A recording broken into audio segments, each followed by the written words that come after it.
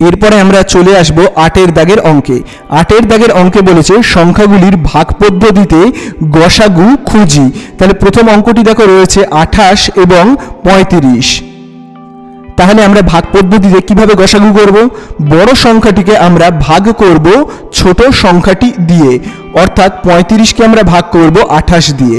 তাহলে কত হবে? 28 একে হবে 28। তাহলে 35 থেকে আমরা 28কে বিয়োগ করলে পাবো 7। এই 7 দিয়ে আমরা ভাগ করব এখানে যে সংখ্যাটি রয়েছে অর্থাৎ ভাজককে। তাহলে হবে 7 4 28। তাহলে আমাদের ভাগটি মিলে গেল। যে অবস্থায় ভাগটি মিলে যাবে সেই অবস্থায় আমরা ভাজক কত আছে দেখব। সেই অবস্থায় আমাদের ভাজক রয়েছে 7। এই 7 হলো আমাদের গসাগু। এবারে আমরা চলে আসব বি এর দাগের অঙ্কে। বি এর দাগের অঙ্কে দুটি সংখ্যা রয়েছে, একটি 54 এবং অপরটি হলো 72। তাহলে আমরা বড় সংখ্যাটিকে ভাগ করব ছোট সংখ্যাটি দিয়ে, অর্থাৎ 72কে আমরা ভাগ করব 54 দিয়ে। ভাগ করলে হবে 54 একে 54। 72 থেকে 54 আমরা বিয়োগ করলে পাবো 18। এবারে আমরা 18 দিয়ে ভাগ করব এখানে যে ভাজকটি রয়েছে অর্থাৎ 54কে। 54কে আমরা 18 দিয়ে ভাগ করলে হবে 18 3 54। ভাগটি আমাদের মিলে গেল। ভাগ মিলে যাওয়ার সময় আমরা দেখব ভাজক কত রয়েছে। ভাজক রয়েছে 18। তাহলে 18 হলো আমাদের গসাগু।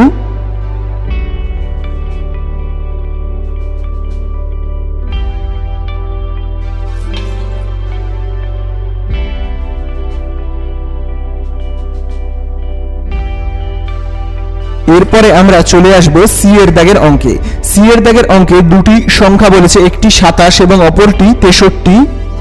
তাহলে এই ক্ষেত্রে আমরা বড় সংখ্যাটিকে ভাগ করব ছোট সংখ্যাটি দিয়ে, অর্থাৎ 63কে আমরা ভাগ করব 27 দিয়ে। ভাগ করলে আমরা পাবো 27 একে 27 এবং 27 দুগুণে হবে 54। 63 থেকে 54 আমরা বিয়োগ করলে পাবো 9। এবারে আমরা 9 দিয়ে ভাগ করব এখানে যে ভাজকটি রয়েছে অর্থাৎ 27কে আমরা 9 দিয়ে ভাগ করলে পাবো 9 3 27।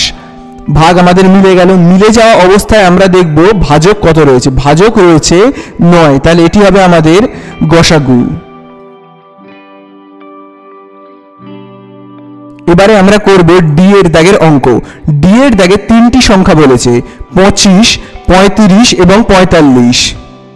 তিনটি সংখ্যার বেলায় আমরা প্রথম দুটি সংখ্যাকে অর্থাৎ 25কে এবং 35কে আমরা আগে গসাগু করব।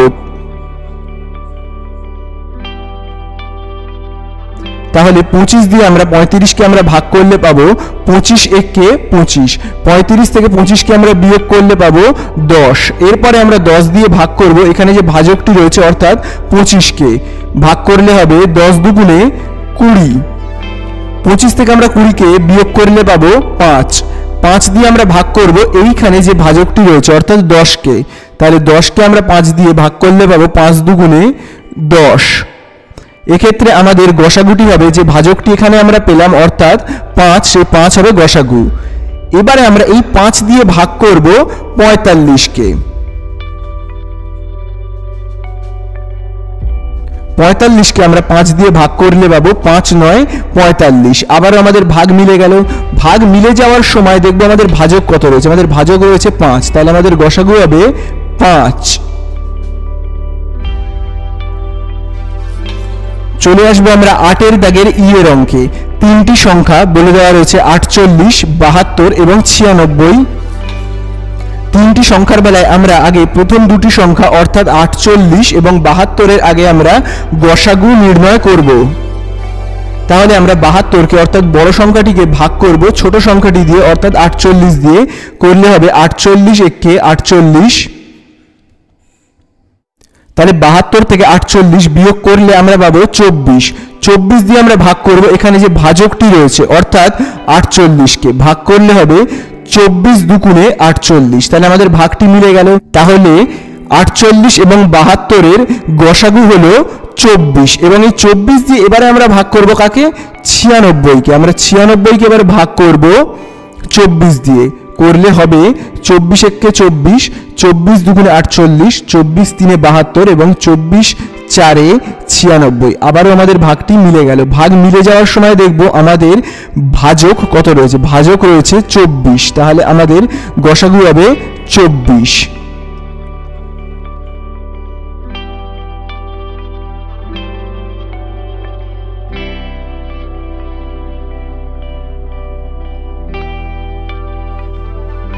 এবারে আমরা চলে আসব 9 দাগের অঙ্কে।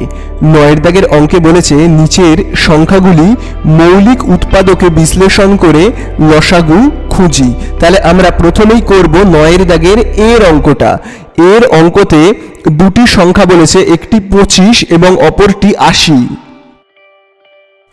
তাহলে আমরা প্রথমেই 25কে উৎপাদকে বিশ্লেষণ করব 5 দিয়ে।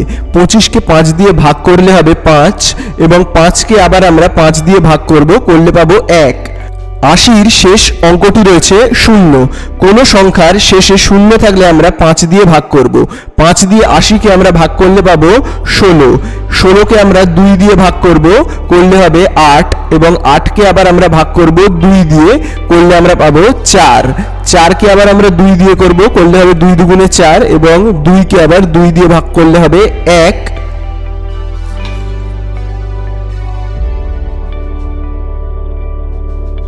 এবারে আমরা 25-এর উৎপাদক এবং 80-র উৎপাদক গুলির মধ্যে কি কি মিল পাচ্ছি একবার দেখে নিই। 25-এর উৎপাদকের মধ্যেও রয়েছে 5 এবং 80-র উৎপাদকের মধ্যেও আমরা পাচ্ছি 5। তাহলে আমরা প্রথমে লিখে নেব 5। তারপর আমরা 25-এর উৎপাদকের মধ্যেও পাচ্ছি 1 এবং 80-র উৎপাদকের মধ্যেও পাচ্ছি 1। তাহলে আমরা মিল পেলাম 1। এবারে আমরা দেখব কি কি মিলল না। দেখো এই 2 গুলো একটাও মিলল না, আবার 5টাও মিলল না। এবার যেগুলো মিলল না সেগুলোকেও আমরা আবার লিখে নেব। তাহলে আমরা 5-এর সঙ্গে 1 গুণ করব, হবে 5 একে 5 এবং তার সঙ্গে আবার 5 গুণ করলে হবে 5 5 25, 25 দুগুণে 50, 50 দুগুণে 100, 100 দুগুণে 200 এবং 200 দুগুণে হবে 400। তাহলে আমাদের লসাগু হবে 400। এবারে আমরা চলে আসব বিয়ের দাগের অঙ্কে। বিয়ের দাগে দুটি সংখ্যা রয়েছে, একটি 36 এবং অপরটি হলো 39। 36কে আমরা ভাগ করব 2 দিয়ে। 36কে আমরা 2 দিয়ে ভাগ করলে পাবো 18। 18কে আবার আমরা 2 দিয়ে ভাগ করব, করলে আমরা পাবো 9। 9 একটি বিজোড় সংখ্যা, তাকে আমরা 3 দিয়ে ভাগ করব, করলে পাবো 3 3কে 9 এবং 3কে আবার আমরা 3 দিয়ে ভাগ করলে পাবো 1। 39-এর শেষ অঙ্কটি বিজোড় 9, তাহলে আমরা তাকে 3 দিয়ে ভাগ করব, করলে হবে 3 13 39 এবং 13কে কিছু দিয়েই ভাগ করা যাবে না 13 ছাড়া, তাহলে 13কে 13 দিয়ে ভাগ করলে হবে 1।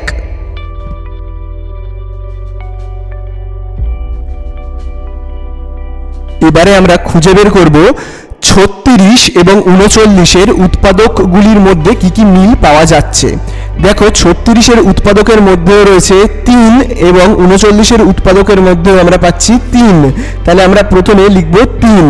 তাছাড়া আর কি কি মিল পাওয়া যাচ্ছে, 36-এর উৎপাদকেও আমরা পাচ্ছি 1 এবং 39-এর উৎপাদকেও পাচ্ছি 1। তাহলে আমরা লিখব 1। এবারে মিল পেয়ে যাওয়ার পর আমরা দেখব কি কি মিলল না, অর্থাৎ কাদের গায়ে আমি গোল দাগ করিনি। যাদের গায়ে গোল দাগ করিনি এবার সেইগুলোকে আমরা দেখে দেখে লিখে নেব। তাহলে দেখো আমরা যাদের গায়ে গোল দাগ করিনি অর্থাৎ যেগুলো মিলল না, 2 গুণ 2, তাহলে আমরা লিখব 2 গুণ 2। তাছাড়া এই 3টাও মেলেনি, আমরা লিখব 3 এবং নিচে 13 মেলেনি, তাহলে আমরা লিখব 13। তাহলে এই সংখ্যাগুলিকে আমরা গুণ করলে পাবো 468। এবারে আমরা চলে আসব সি এর দাগের অঙ্কে। সি এর দাগের অঙ্কে দুটি সংখ্যা বলেছে, একটি 32 এবং অপরটি 56। তাহলে আমরা 32কে 2 দিয়ে ভাগ করব, করলে আমরা পাবো 16। 16কে আবার আমরা 2 দিয়ে ভাগ করব, করলে পাবো 8। 8কে 2 দিয়ে ভাগ করলে পাবো 4 এবং 4কে আবার 2 দিয়ে ভাগ করলে আমরা পাবো 2। 2কে 2 দিয়ে ভাগ করলে পাবো 1। 56কে আমরা 2 দিয়ে ভাগ করব, করলে আমরা পাবো 28। 28কে 2 দিয়ে ভাগ করলে হবে 14 এবং 14কেও 2 দিয়ে আমরা ভাগ করব, করলে পাবো 7। 7কে 7 দিয়ে ভাগ করলে হবে 1।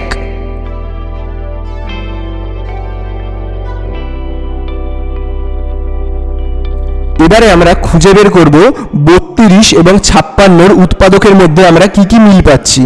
দেখো 32 এবং 56 উৎপাদকের মধ্যে আমরা মিল পাচ্ছি 2 এবং 2, তাহলে আমরা যেটা মিলে গেল প্রথমে সেইটাকে লিখব।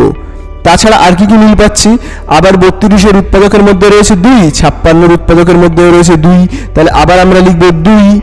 আবার দেখো 32 উৎপাদকের মধ্যে রয়েছে 2 এবং 56 উৎপাদকের মধ্যেও রয়েছে 2, তাহলে আমরা লিখলাম। আর মিল পাওয়া যাচ্ছে 32 উৎপাদকেও রয়েছে 1 এবং 56 উৎপাদকেও রয়েছে 1, তাহলে আমরা লিখব 1। কিন্তু আর তো কিছু মিলছে না, কিন্তু লসাগুর বেলায় যেটা মিলছে না সেটাকেও লিখতে হবে। তাহলে দেখো এই 2 গুণ 2 এইটা মেলেনি এবং নিচের 7ও মেলেনি, তাহলে এইগুলোকেও আমাদের লিখে নিতে হবে। 2 গুণ 2 এবং নিচের 7কেও আমরা লিখে নেব। সবকটি সংখ্যা আমরা গুণ করলে পাবো 224, এটি হলো আমাদের লসাগু। এবারে আমরা চলে আসব ডি এর দাগের অঙ্কে। ডি এর দাগের অঙ্কে তিনটি সংখ্যা রয়েছে 36, 48 এবং 72। 2 দিয়ে আমরা 36কে ভাগ করব, করলে আমরা পাবো 18। 18কে আবার 2 দিয়ে আমরা ভাগ করলে পাবো 9। 9কে আমরা 3 দিয়ে ভাগ করব, করলে পাবো 3 3কে 9 এবং 3কেও 3 দিয়ে আমরা ভাগ করলে পাবো 1। চলে আসবো 48কে ভাগ করতে, 2 দিয়ে ভাগ করলে আমরা পাবো 24। 24কে আবার আমরা 2 দিয়ে ভাগ করব, করলে আমরা পাবো 12। 12কে আবার 2 দিয়ে ভাগ করব, করলে হবে 6। 6কে 2 দিয়ে ভাগ করলে হবে 3 এবং 3কে 3 দিয়ে ভাগ করলে হবে 1। 72কে ভাগ করব 2 দিয়ে, করলে আমরা পাবো 36। 36কে ভাগ করব 2 দিয়ে, করলে আমরা পাবো 18। 18কে আবার আমরা 2 দিয়ে ভাগ করব, করলে আমরা পাবো 9। 9কে 3 দিয়ে ভাগ করলে হবে 3 এবং 3কে 3 দিয়ে ভাগ করলে হবে 1।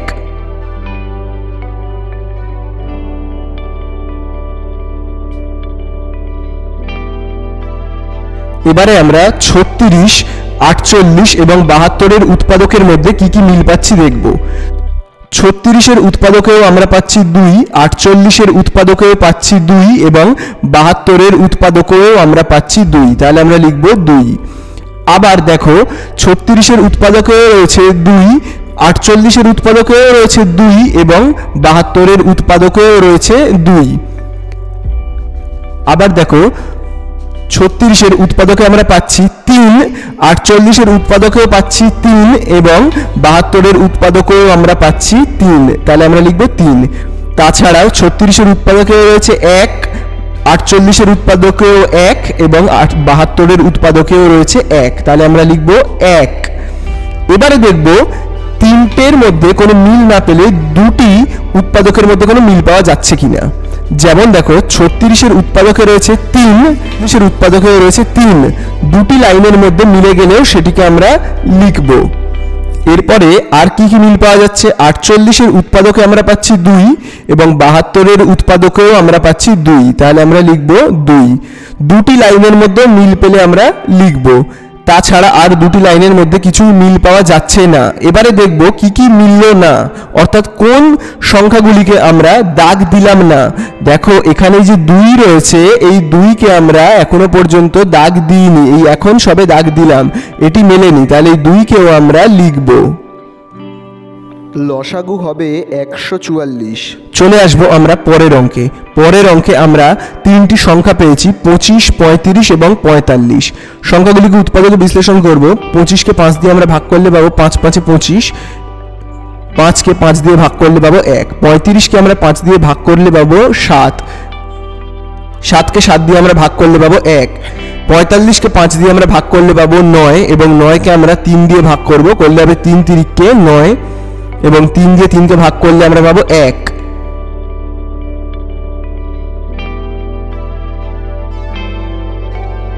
এবারে আমরা 25, 35 এবং 45 উৎপাদকের মধ্যে কি কি মিল পাচ্ছি দেখে নিই। 25 উৎপাদকে আমরা পাচ্ছি 5, 35 উৎপাদকে পাচ্ছি আমরা 5 এবং 45 উৎপাদকেও আমরা পাচ্ছি 5, তাহলে আমরা লিখব 5। এছাড়া কিছু মিল পাওয়া যাচ্ছে। 25-এর উৎপাদকে রয়েছে 1, 35-এর উৎপাদকেও রয়েছে 1 এবং 45-এর উৎপাদকেও রয়েছে 1। তাহলে আমরা লিখব 1। এবারে দেখব দুটি উৎপাদকের মধ্যেও কোনো মিল পাওয়া যাচ্ছে কিনা, অর্থাৎ দুটি লাইন, এই লাইন বা এই লাইন বা এই লাইনের সঙ্গে এই লাইনে কোনো মিল পাওয়া যাচ্ছে কিনা। কোনো মিলই পাওয়া যাচ্ছে না। তাহলে যেগুলি মিলল না, অর্থাৎ 5 মেলেনি, 7 মেলেনি, এই 3গুলো মেলেনি, এইগুলোকে আমরা লিখে ফেলবো। সংখ্যাগুলি আমরা গুণ করলে পাবো 1575। এটি হলো আমাদের লসাগু। এবারে আমরা করব এফ এর দাগের অঙ্কটি। এফ এর দাগের অঙ্কে তিনটি সংখ্যা বলেছে 32, 40 এবং 84। আমরা প্রথমে 32কে ভাগ করব 2 দিয়ে। 32কে 2 দিয়ে ভাগ করলে আমরা পাবো 16। 16কে আবার আমরা ভাগ করব 2 দিয়ে, ভাগ করলে আমরা পাবো 8।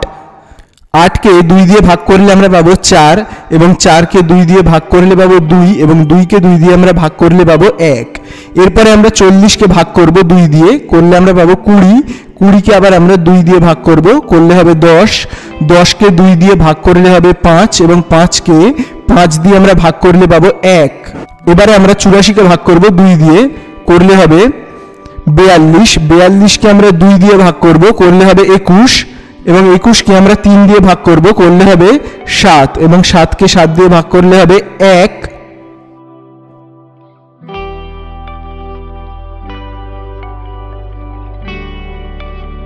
এবারে আমরা 32, 40 এবং 84 উৎপাদকের মধ্যে কি কি মিল রয়েছে সেগুলিকে আমরা খুঁজে বের করব।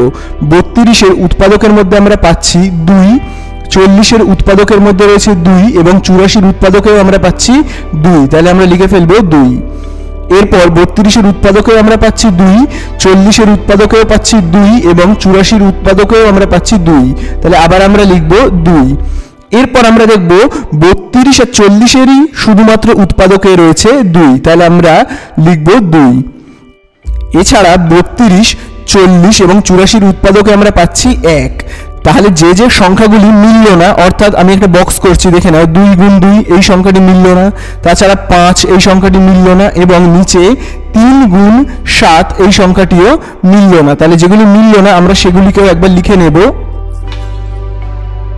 তাহলে আমাদের লসাগুটি হবে 3360। এবারে আমরা করব 10-এর দাগের অঙ্কগুলি। 10-এর দাগের অঙ্কে বলেছে সংখ্যা জোড়ার মধ্যে কোনগুলি পরস্পর মৌলিক সেটি আমরা খুঁজে বের করি। পরস্পর মৌলিক মানে কি? ধরে নেওয়া যাক আমরা যদি এই অঙ্কটি করি, যে দুটি সংখ্যা বলেছে অর্থাৎ 47 এবং 23 দুটি সংখ্যাকে আমরা প্রথমে গসাগু করব, করে যদি আমাদের গসাগু আসে 1 তাহলে আমরা বলবো সংখ্যা দুটি পরস্পর মৌলিক। কিন্তু যদি গসাগু 1 না হয় তাহলে আমরা বলবো সংখ্যা দুটি পরস্পর মৌলিক সংখ্যা নয়। তাহলে আমরা প্রথমেই 47 এবং 23কে আগে গসাগু করব। তাহলে আমরা 23 দিয়ে 47কে ভাগ করলে হবে 23 একে 23, 23 দুগুণে হবে 46। 47 থেকে 46 বিয়োগ করলে আমরা পাবো 1। এরপরে আমরা 1 দিয়ে ভাগ করব এখানে যে ভাজকটি রয়েছে অর্থাৎ 23কে আমরা 1 দিয়ে ভাগ করলে পাবো 1 2 2 এবং 3 নিচে নামবে, হবে 1 3 3। তাহলে আমাদের গসাগু কত হলো? আমাদের গসাগু হলো 1। এই একই হলো আমাদের গসাগু। তাহলে আমরা বলতে পারি 23 ও 47 পরস্পর মৌলিক সংখ্যা। যদি এর উত্তর 1 না হতো তাহলে আমরা বলতাম 23 এবং 47 পরস্পর মৌলিক সংখ্যা নয়।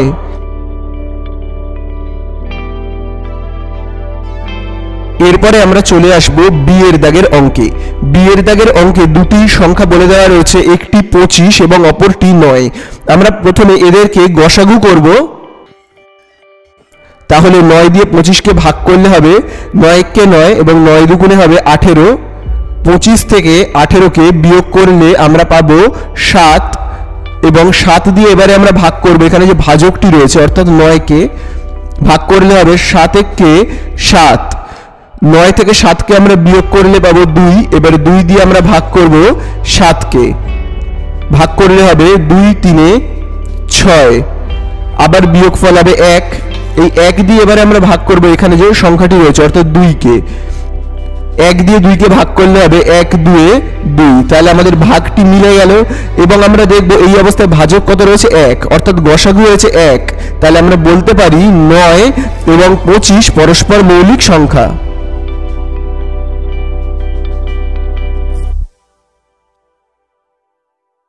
এবারে আমরা চলে আসব সি এর দাগের অঙ্কে। সি এর দাগের অঙ্কে দুটি সংখ্যা বলে দেওয়া রয়েছে, একটি 49 এবং অপরটি 35। তাহলে আমরা এবারে 49 কে ভাগ করব 35 দিয়ে, অর্থাৎ বড় সংখ্যাকে ভাগ করব ছোট সংখ্যাটি দিয়ে। তাহলে হবে 35 1 35, বিয়োগ করলে আমরা পাবো 14। এই 14 দিয়ে আমরা এবার ভাগ করব এখানে যে ভাজকটি রয়েছে, অর্থাৎ 35 কে ভাগ করলে আমরা পাবো 14 দুগুণে 28। 35 থেকে আমরা 28 কে বিয়োগ করলে পাবো 7। 7 দিয়ে আমরা ভাগ করব এখানে যে ভাজকটি রয়েছে, অর্থাৎ 14 কে, হবে 7 দুগুণে 14। তাহলে আমাদের অঙ্ক শেষ হয়ে গেল। গসাগু আমরা কত পেলাম? 7। গসাগু যদি 1 না হয় তাহলে আমরা বলবো সেটি পরস্পর মৌলিক সংখ্যা নয়। এখানে গসাগু হয়েছে 7, তাহলে এটা পরস্পর মৌলিক সংখ্যা হবে না। যদি এখানে 1 হতো অ্যান্সার তাহলেই পরস্পর মৌলিক সংখ্যা হতো, কিন্তু এখানে 1 হয়নি, এখানে হয়েছে 7, তাহলে এটি পরস্পর মৌলিক সংখ্যা নয়। আমরা লিখব 49 এবং 35 পরস্পর মৌলিক সংখ্যা নয়।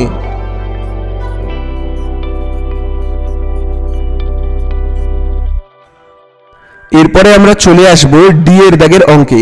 দুটি সংখ্যা বলে দেওয়া রয়েছে 36 এবং 54। এখানে আমরা বড় সংখ্যাটিকে ভাগ করব ছোট সংখ্যাটি দিয়ে, অর্থাৎ 54 কে আমরা ভাগ করব 36 দিয়ে। ভাগ করলে হবে 36 1 36, বিয়োগ করলে আমরা পাবো 18। এবার আমরা 18 দিয়ে ভাগ করব এখানে যে ভাজকটি রয়েছে, অর্থাৎ 36 কে ভাগ করলে হবে 18 দুগুণে 36। আমাদের ভাগটি মিলে গেল এবং আমাদের গসাগু হলো 18। এখানে যে ভাজকটি রয়েছে এটি হলো আমাদের গসাগু।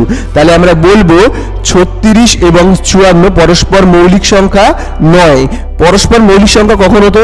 যদি সংখ্যা দুটির গসাগু 1 হতো, কিন্তু এখানে সংখ্যা দুটির গসাগু 1 হয়নি, হয়েছে 18, তাহলে এটি পরস্পর মৌলিক সংখ্যা নয়।